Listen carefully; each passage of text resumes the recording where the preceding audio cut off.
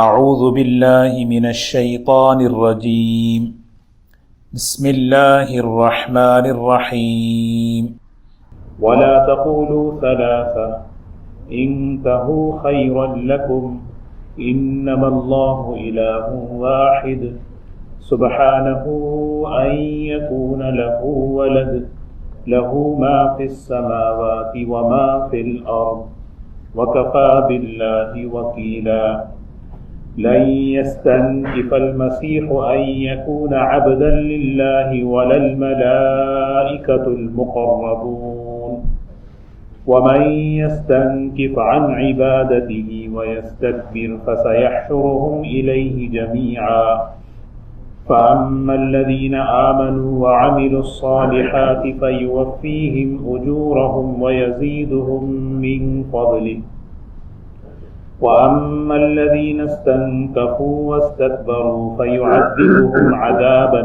أَلِيمًا وَلَا يَجِدُونَ لَهُم مِّن دُونِ اللَّهِ وَلِيًّا وَلَا نَصِيرًا يَا أَيُّهَا النَّاسُ قَدْ جَاءَكُم بُرْهَانٌ مِّن رَّبِّكُمْ وَأَنزَلْنَا إِلَيْكُمْ نُورًا مُّبِينًا فَأَمَّا الَّذِينَ آمَنُوا بِاللَّهِ وَاعْتَصَمُوا بِهِ فسيدخلهم في رحمة منه وفضل ويهديهم إليه صراطا مستقيما يستفتونك قل الله يفتيكم في الكلالة إن امرؤ هلك ليس له ولد وله أخت فلها نصف ما ترك وهو يرثها إن لم يكن لها ولد فَإِن كَانَتْ اثْنَتَيْنِ فَلَهُمَا الثُّلُثَانِ مِمَّا تَرَكَ وَإِن كَانُوا إِخْوَةً رِجَالًا وَنِسَاءً فَلِلذَّكَرِ مِثْلُ حَظِّ الْأُنثَيَيْنِ يُبَيِّنُ اللَّهُ لَكُمْ أَن تَضِلُّوا وَاللَّهُ بِكُلِّ شَيْءٍ عَلِيمٌ صدق اللہ العظیم۔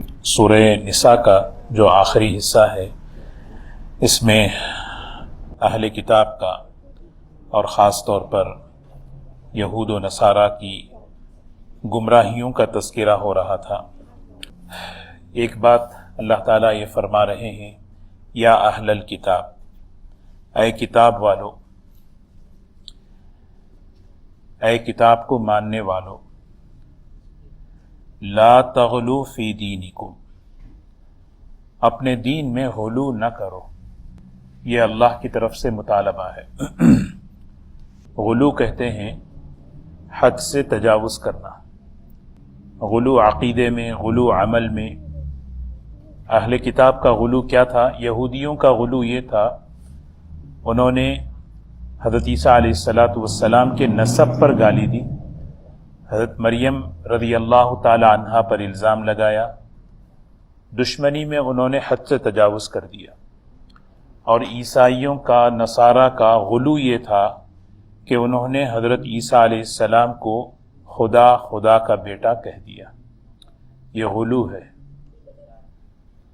اللہ تعالیٰ نے دین کو مکمل کیا ہے، اور دین کی شکل کو، عمل کو بالکل محفوظ کیا ہے۔ الیوم اکملت لکم دینکم، دین مکمل ہے ہر شکل میں۔ اب اگر کوئی دین میں اضافہ کرتا ہے تو وہ دین کے حلیے کو بگاڑتا ہے۔ غلو اسی لیے حرام ہے کہ اس سے دین جو ہے بگڑتا ہے، دین میں بگاڑ آتا ہے۔ حضور اکرم صلی اللہ علیہ وسلم نے منع فرمایا، میری تعریف میں مبالغہ نہ کرو، جیسے پچھلی قوموں نے اپنے نبیوں کی تعریف میں مبالغہ کیا۔ یہ غلو عقیدے میں بھی، یہ غلو جو ہے عیسائیوں میں کیا غلو تھا دیکھیں۔ عیسائیوں کا ایک فرقہ جو ہے، انہوں نے حضرت عیسیٰ علیہ السلام کو خدا کہا کہ بھئی یہ خدا ہے۔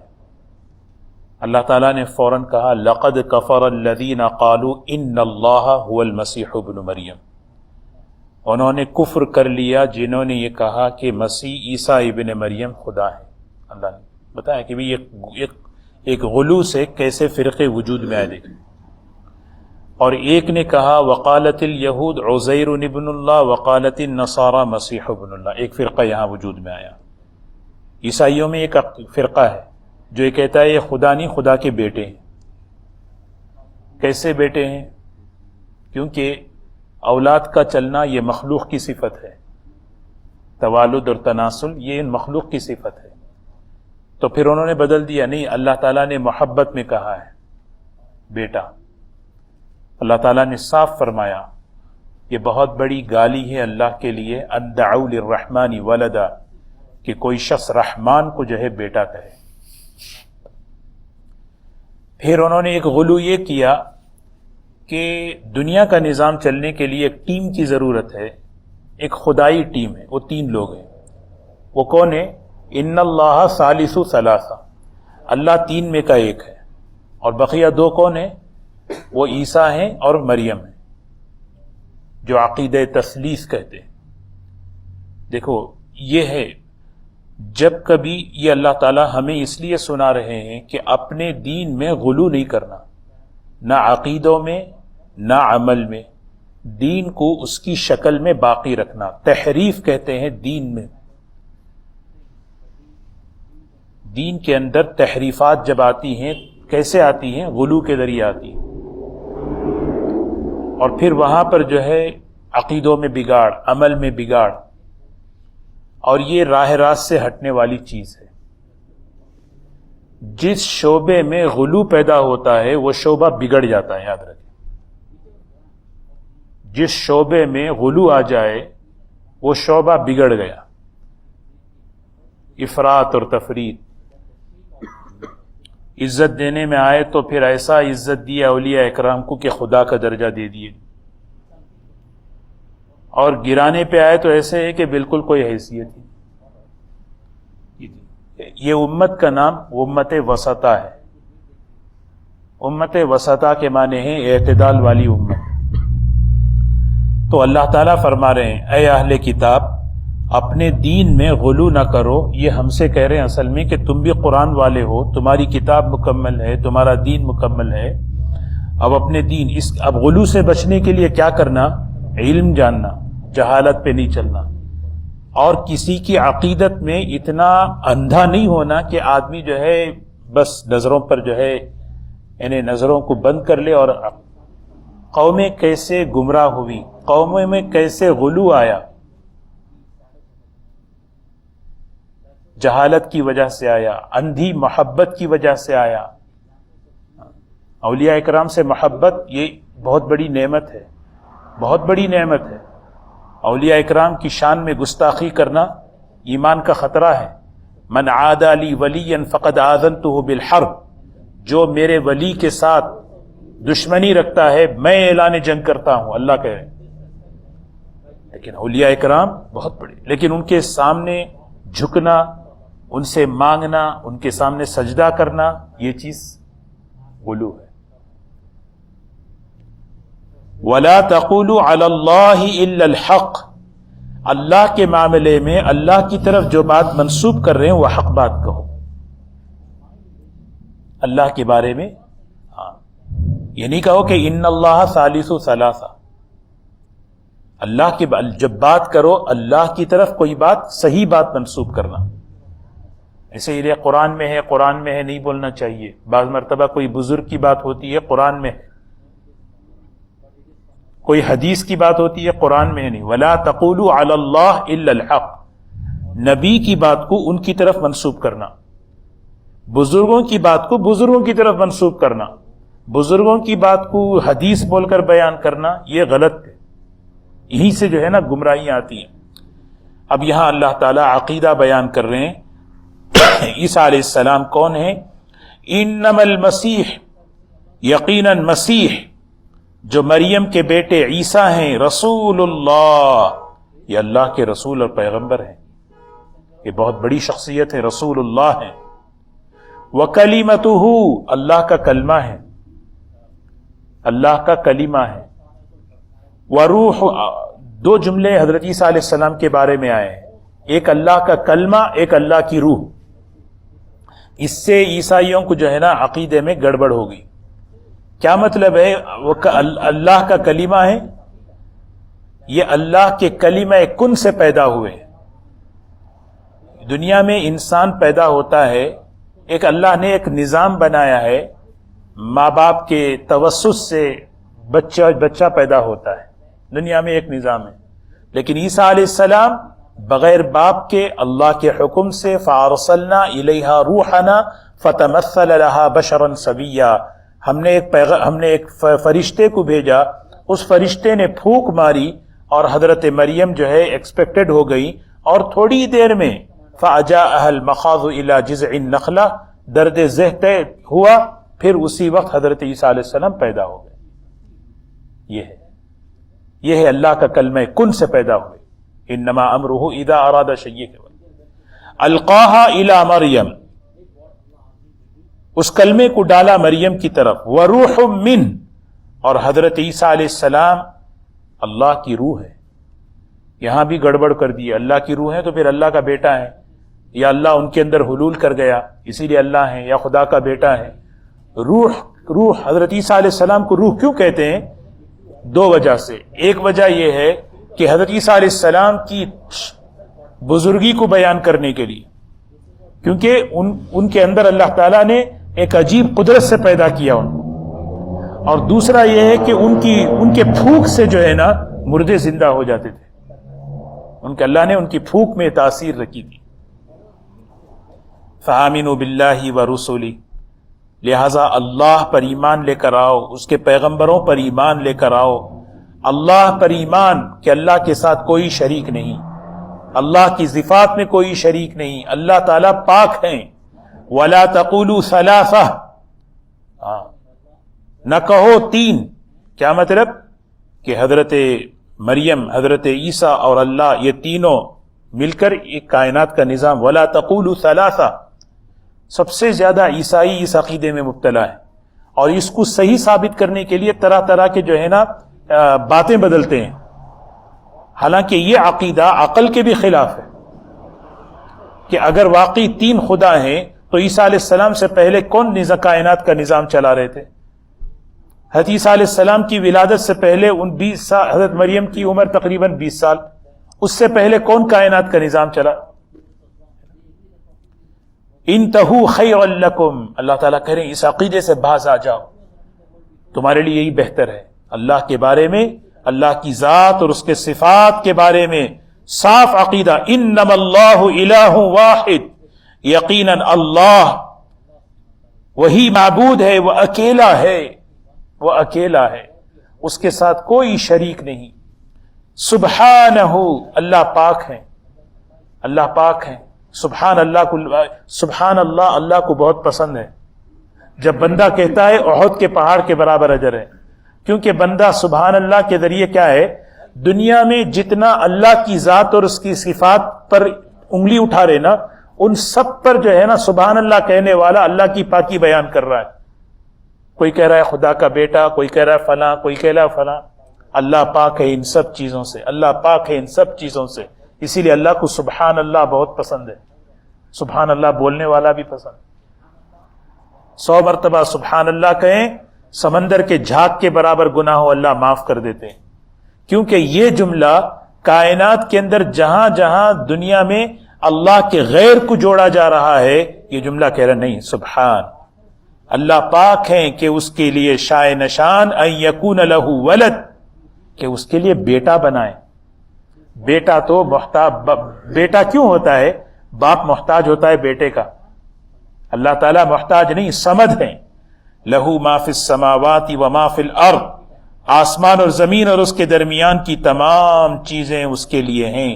وکفا باللہ وکیلا، کام بنانے والے اللہ ہیں، کام بنانے والے اللہ ہیں. عیسیٰ علیہ السلام کام نہیں بناتے، وکیل اللہ ہیں. رب المشرق والمغرب لا الہ الا ہوا فاتخذہ وکیلا، مشرق اور مغرب کا رب اللہ ہے، اسی کو اللہ کو کیا ہے کارساز بناؤ. کام بنانے والے کون ہیں؟ انبیاء نہیں ہیں. انبیاء بھی اپنے معاملات میں اللہ کے سامنے ہاتھ اٹھاتے تھے. فاتخذہ وکیلا، اسی کو اپنا کارساز بناؤ. یہ بات فرمائی. لن يستنكف المسیح، ایک قافلہ نجران کا عیسائیوں کا حضور صلی اللہ علیہ وسلم کے پاس آیا اور آ کر کہنے لگا آپ ہمارے پیغمبر کو برا کہتے ہیں۔ حضور صلی اللہ علیہ وسلم نے پوچھا کیا کہتا ہوں؟ آپ کہتے ہیں وہ اللہ کے بندے ہیں، بیٹے نہیں۔ فرمایا جی یہ برائی نہیں ہے ان کی شان میں، یہ ان کی تعریف ہے۔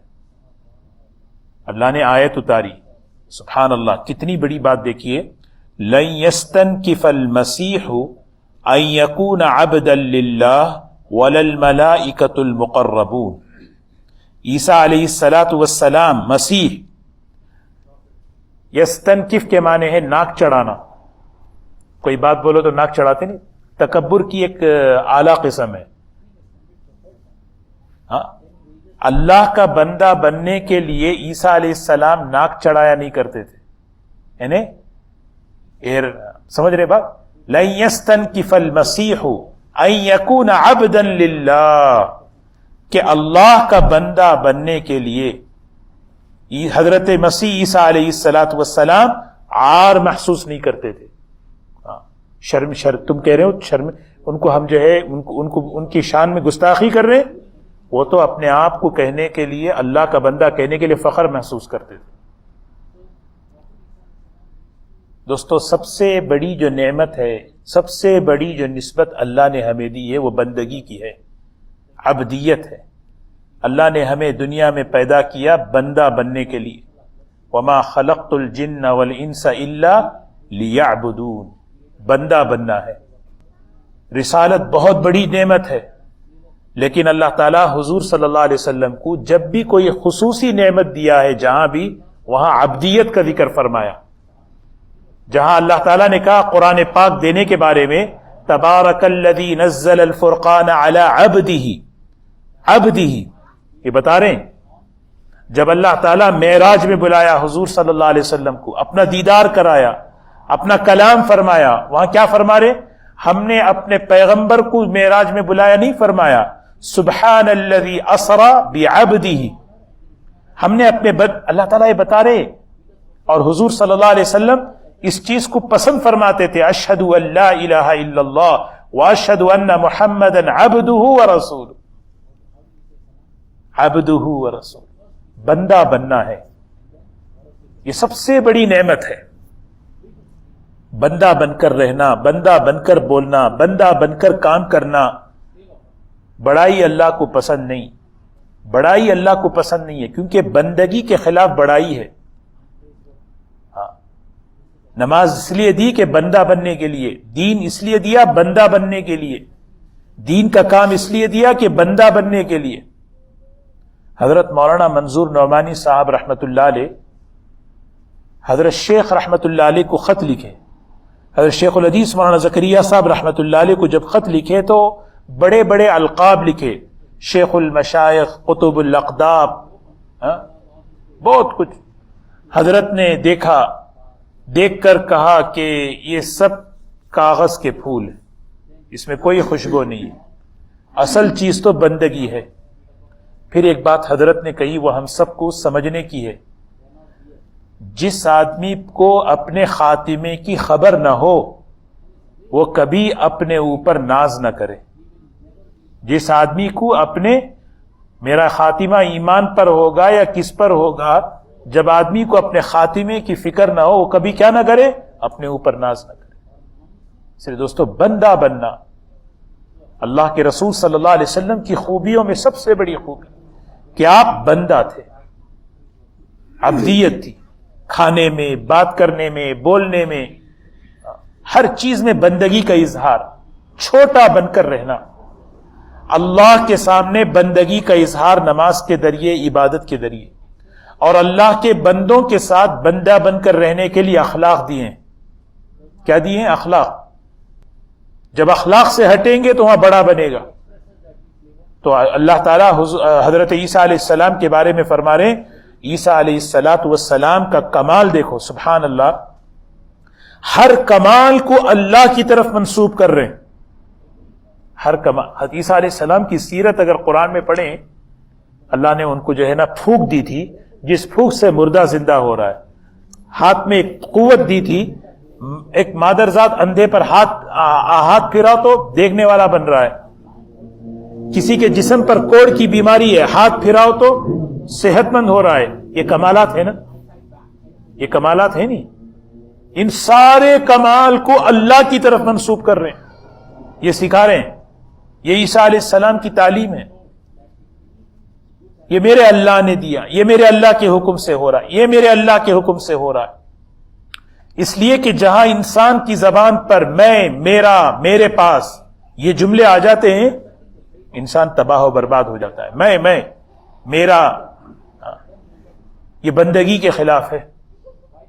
اسی لیے عبدیت، بندگی بہت بڑی نعمت ہے. ہمیں جائزہ لینا، میں بندہ بن کر رہوں، بندہ بن کر بولوں، بندہ بن کر کام کروں، بندہ بن کر لوگوں کے ساتھ رہوں، یہ میری سعادت ہے. یہ میری اللہ کی طرف سے بہت بڑا بن کر نہیں رہنا، بڑا بن کر نہیں بولنا، بڑا بن کر نہیں سوچنا، بڑا بن کر دین کا بھی کام کرے گا تو اللہ کے پاس وہ مردود ہے.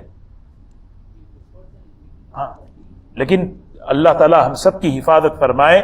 آج عمل ہمیں بڑا بنا رہا ہے. نماز پڑھ کے آدمی بڑا بن گیا.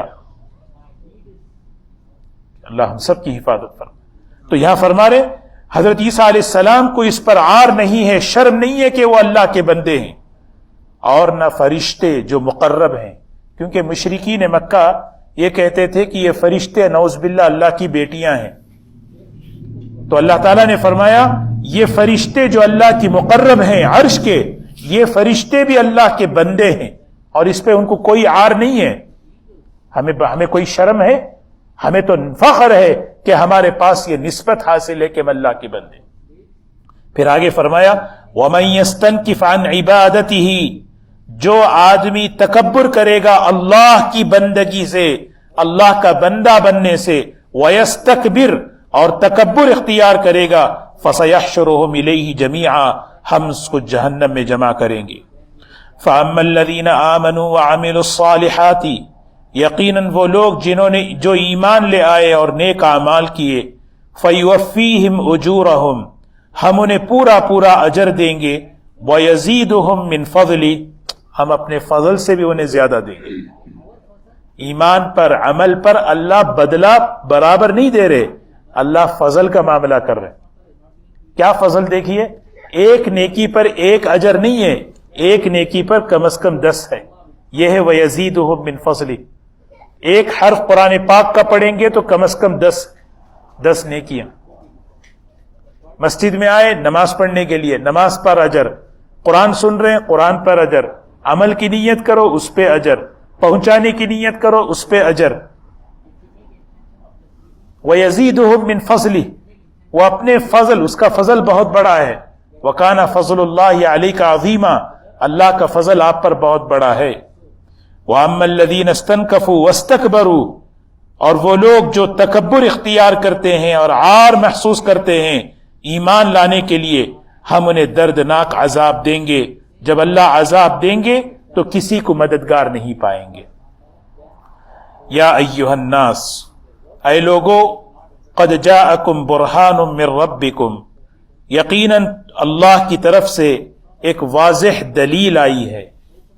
وَأَنزَلْنَا إِلَيْكُمْ نُورًا مُبِينًا، اور ہم نے نازل کیا تمہارے پاس ایک روشن نور، وہ قرآن پاک ہے. اور برہان سے مراد مفسرین فرماتے ہیں اللہ کے رسول صلی اللہ علیہ وسلم کی زندگی، آپ کی سیرت، آپ کی زندگی، آپ کے اخلاق، یہ کھلی ہوئی دلیل ہیں. آپ اللہ کے پیغمبر ہیں. آپ اللہ کے پیغمبر ہیں. جب قوموں نے کہا آپ اللہ کے نبی ہیں، اس کی دلیل کیا ہے؟ تو فرمایا لقد لبثت فیکم عمرا من قبلی افلا تعقلون، 40 سال میں تمہارے ساتھ رہا، میری صداقت، میری امانت، میری حیا، میری پاکیزگی تم نے غور نہیں کیا؟ یہ ہے برہان، دلیل، کھلی ہوئی دلیل.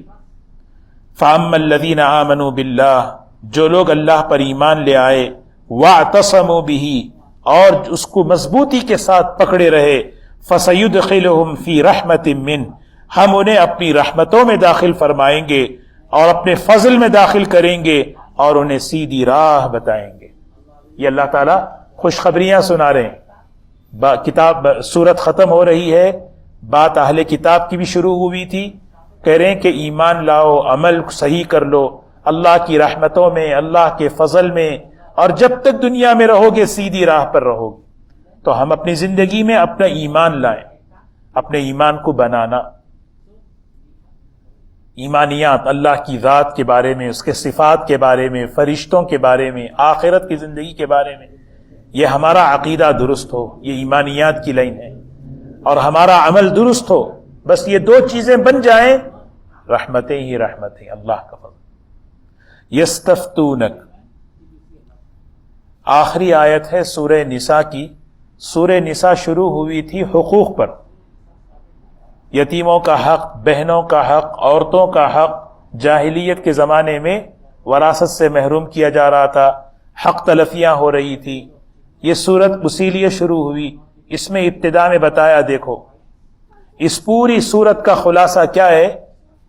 اس پوری سورت کا خلاصہ ہے دنیا حقوق کے ادا کرنے کی جگہ ہے، اور آخرت ان حقوق کا بدلہ لینے کی جگہ ہے. حقوق کون ادا کرے گا؟ جس کے دل میں اللہ کا ڈر ہو، جس کے دل میں اللہ کے سامنے کھڑے ہونے کا ڈر ہو. جب ڈر ہوگا وہ حق ادا کرنے والا بنے گا. اسی لیے ہمیں حضور صلی اللہ علیہ وسلم نے جو زندگی سکھائی وہ یہ بتایا کہ تمہارے کیا حق ہیں دوسروں پر وہ جانو، تم ادا کرو. کیا حق میرے اوپر ہیں شوہر ہونے کے اعتبار سے، باپ ہونے کے اعتبار سے، بھائی ہونے کے اعتبار سے، مسلمان ہونے کے اعتبار سے، میں اس کو جانوں تاکہ ادا کروں. حقوق کو جاننا اس لیے کہ ادا کرنے والا بنو، حقوق کو اس لیے نہیں جاننا کہ لینے والا بنو. سارا مسئلہ بگڑ رہا کہاں پر ہے؟ آدمی حقوق جانتا ہے اور جان کر یہ کہتا میرا حق ادا نہیں کر رہے. حق ادا کرنے والے بننا. اچھا، لینے کے معاملے میں کیا فرمایا؟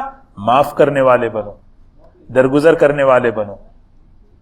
اس سے ہماری معاشرت اچھی بن جائے گی.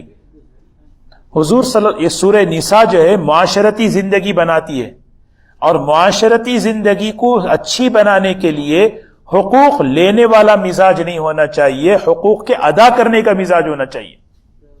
سمجھ رہے ہیں یہ بات؟ یہ بہت یعنی اس پر غور کریں. پوری سورت کا خلاصہ میں بول رہا ہوں.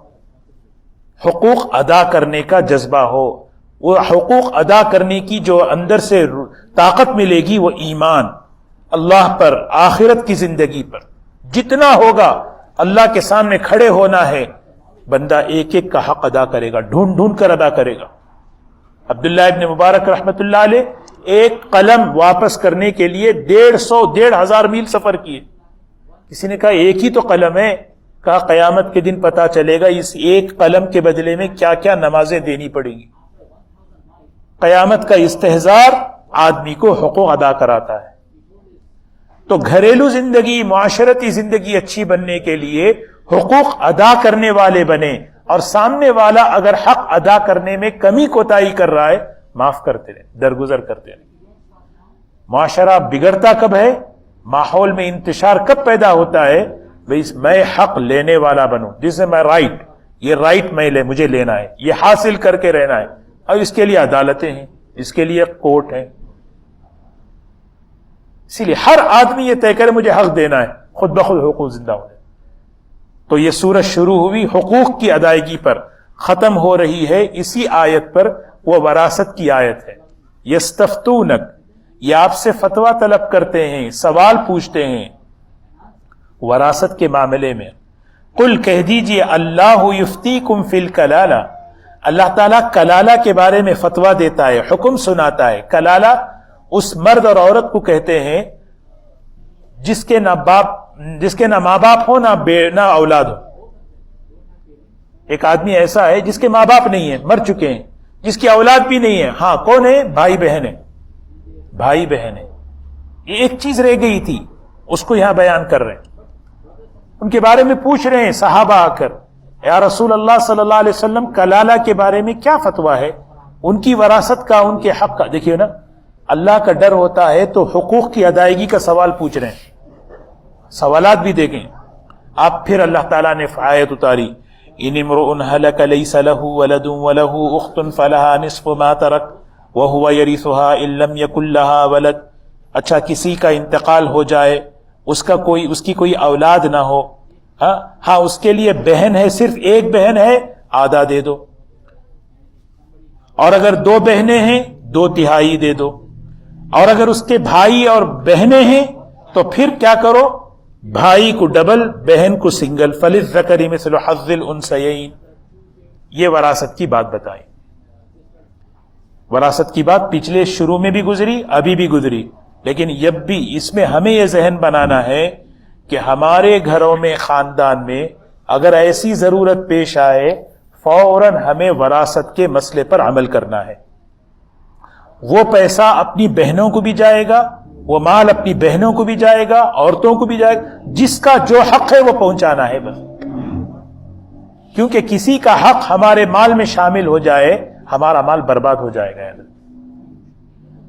کسی کا حق ہمارے مال میں آ جائے, ہماری زندگی میں آ جائے, اس مال کو قرآن نے کیا کہا, سورہ نساء میں ہے, اس مال کو قرآن نے آگ کہا. آگ یصلا فی بطونہم نارا.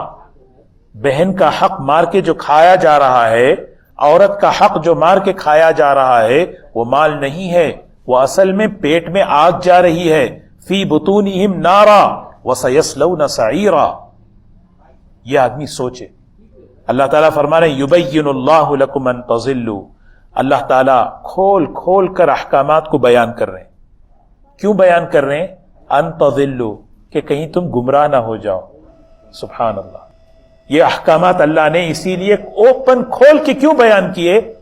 گمراہ نہ ہو جاؤ. کیا مطلب ہے بھائی؟ میرے پاس, میں نماز پڑھ رہا ہوں, روزہ رکھتا ہوں, نماز والا روزے والا دین میرے پاس ہے, وراثت والا دین میرے پاس نہیں ہے, اس میں گمراہی ہے. آدمی سوچے, آدمی دھوکے میں ہے. بھائی میں نماز پڑھتا ہوں, میں عمرہ کرتا ہوں, میں قرآن پڑھتا ہوں, حقوق کی ادائیگی والا دین نہیں ہے, وراثت والا دین نہیں ہے میرے پاس. اللہ تعالیٰ یہاں وہی کہہ رہے ہیں, سورت ختم ہو رہی, آخری آیت, یبین اللہ. اللہ تعالیٰ ان حکموں کو کھول کر واضح کر کے بیان کر رہے ہیں. ایک ایک کا یہ حق ہے, ماں کا, بہن کا, بیوی کا, بچوں کا, یہ حق حقوق ہیں. یہ یتیموں کا, یہ سارے حقوق ہیں. کیوں بیان کر رہے ہیں؟ ان تضلوا, اس معاملے میں گمراہی نہ پیدا ہو جائے تمہارے اندر. ہو سکتا ہے نماز ہو سکتا ہے ذکر ہو سکتا ہے تلاوت ہو سکتا ہے سارے اعمال تمہارے اندر ہوں, لیکن یہ معاملے میں گمراہی آ جائے تو پھر یہ حق تلفی ہماری عبادتوں کو برباد کر دیتی ہے. عبادتیں ضائع ہونے کا ایک سب سے بڑا سبب کیا ہے؟ حقوق کی ادائیگی میں گڑبڑ کرنا. اچھی شاندار عبادتیں ختم ہو جاتی. واللہ بکل شیء علیم, واللہ بکل شیء علیم. کوئی جانے نہ جانے, اللہ اچھی طرح جانتا ہے. اللہ سے یہ چیز چھپی ہوئی نہیں ہے. ہو سکتا ہے کوئی بہن نہیں کہی, زبان خاموش, لیکن اللہ جان رہے ہیں. بھائی نے بہن کا حق نہیں دیا, بیٹے نے ماں کا حق ادا نہیں کیا, اللہ جان رہے ہیں. اللہ سے کوئی چیز چھپی ہوئی ہے.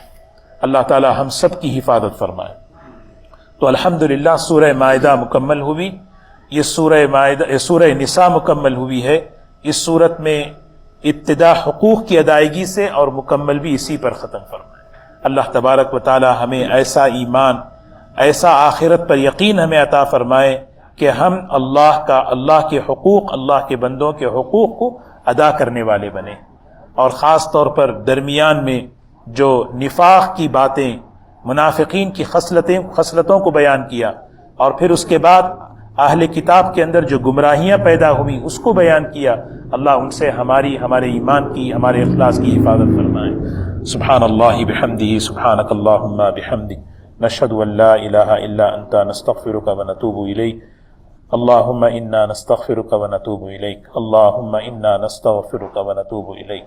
سبحان ربک رب العزة عما یصفون, وسلام علی المرسلین, والحمد للہ رب العالمین.